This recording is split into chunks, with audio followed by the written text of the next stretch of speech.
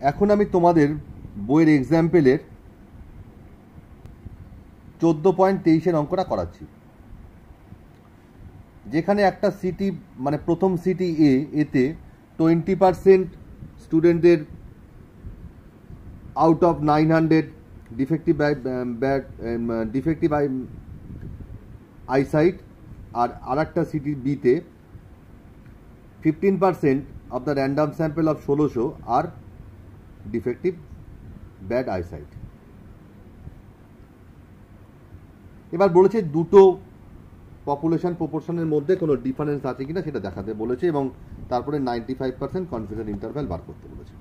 দেখো আমি H0 মধ্যে কি লিখলাম, P1 ইকুয়াল টু P2 মানে পপুলেশন প্রপোর্শন আর সেম, আর H1 এর মধ্যে P1 not equal to P2 মানে population proportion are not same.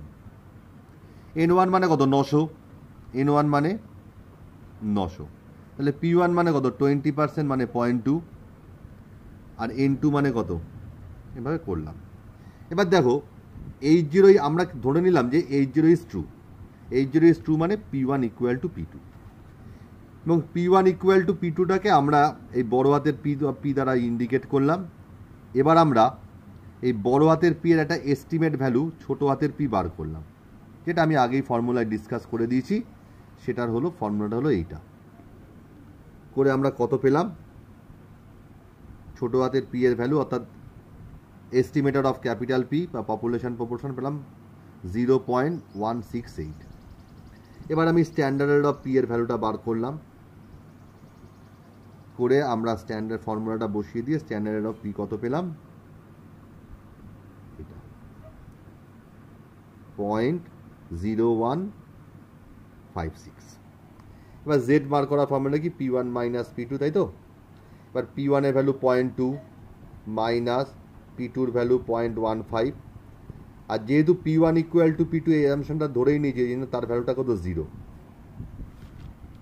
দেখো এখানে যেহেতু আমরা P1 ইকুয়াল টু P2 ধরে নিয়েছি, তাহলে P1 মাইনাস P2 যদি সাইড চেঞ্জ করি তাহলে কত আসছে, 0। করে আমরা Z এর ভ্যালু কত পেলাম, 2.31। আর যদি 5% এর ক্রিটিক্যাল ডিসিশন কত, Z greater than equal to 1.96, তাহলে কি বেরোলো, Z ক্যালের ভ্যালুটা Z ট্যাবের থেকে বড় এসছে, আর Z ক্যালের ভ্যালুটা যদি Z ট্যাবের থেকে বড় হয় তাহলে আমরা অবভিয়াসলি H1কে অ্যাকসেপ্ট করব। আর H1কে অ্যাকসেপ্ট করা মানে অর্থাৎ H1 এর মধ্যে যে স্টেটমেন্টটা লেখা আছে P1 not equal to P2, অর্থাৎ two population proportion are not same. এবার দেখো আমাকে এবার কনফিডেন্স ইন্টারভ্যাল বার করতে হবে, যেটা একটু ভালো করে খেয়াল করো। যেহেতু আমার H0টা রিজেক্ট হয়ে গেল, যেহেতু আমাদের H0টা রিজেক্টেড হয়ে গেল, আমি কিন্তু আগের স্ট্যান্ডার্ড এররটা বার করেছি H0 রেসপেক্টে, কিন্তু অর্থাৎ P1 equal to P2, P1 equal to P2 ধরে নেওয়ার রেসপেক্টে কিন্তু আমি করেছি। দেখো যেহেতু এখানে লাইনটা লেখা আছে, এই যে এই লাইনটা, কিন্তু এই রেসপেক্টে আমরা কি দেখলাম, H0টা আমার রিজেক্ট হয়ে গেল, H1টা অ্যাকসেপ্ট হয়ে গেল।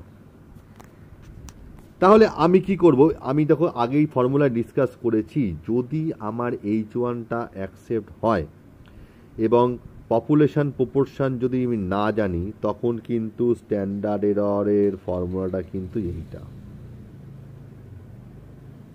করে। দেখো ভ্যালুগুলো বসিয়ে আমি কত ভ্যালু পেলাম, ভ্যালুগুলো বসিয়ে তার ভ্যালু পেলাম আমি এইটা।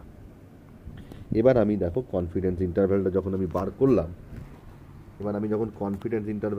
করলাম, তখন কিন্তু স্ট্যান্ডার্ড এররের কিন্তু এই যে ভ্যালুটা যেটা নতুন করে বার করলাম, আমি যে নতুন করে যে ভ্যালুটা এই স্ট্যান্ডার্ড এররে বার করলাম, কেন এই ভ্যালুটা বার করলাম, এই কারণেই ভ্যালুটা বার করলাম যেহেতু আমার H0টা রিজেক্ট হয়েছে এবং H1টা অ্যাকসেপ্ট হয়েছে। এবার H1টা অ্যাকসেপ্ট হওয়ার জন্য কিন্তু আমি এই ফর্মুলাটা ইউজ করলাম। আর এবং এই ফর্মুলা ইউজ করার আরও একটা কারণ আছে, কিন্তু আমি কিন্তু ক্যাপিটাল P বা ক্যাপিটাল P1 বা ক্যাপিটাল P2 কিন্তু ভ্যালু আমি জানি না। আর ক্যাপিটাল P আর ক্যাপিটাল P1 আর ক্যাপিটাল P2 ভ্যালু যদি জানতাম, তাহলে সমস্ত ক্ষেত্রেই হ্যাঁ আমরা কিন্তু ওই P1 Q1 by N1 plus P2 Q2 by N2 এর রুট, যেটা আমি আগে ফর্মুলায় ডিসকাস করেছি, তখনই কিন্তু এটা ইউজ করতাম। ঠিক আছে, অর্থাৎ আমরা যদি ক্যাপিটাল P1 এবং ক্যাপিটাল P2 এর ভ্যালু জানতাম, সব সময় কিন্তু স্ট্যান্ডার্ডের যেখানে আমি ফর্মুলা জায়গাটায় চলে গেলাম, সবসময় কিন্তু আমি এই ফর্মুলাটা ইউজ করতাম। বারবার বলছি, যদি আমি ক্যাপিটাল P1 এবং ক্যাপিটাল P2 এর ভ্যালু জানি, তাহলে কিন্তু আমি এই ফর্মুলাটা ইউজ করব। যাই হোক, আবার অঙ্কে চলে আসি। এবার দেখো, আমি এটা বার করে দিলাম। এবারে পরের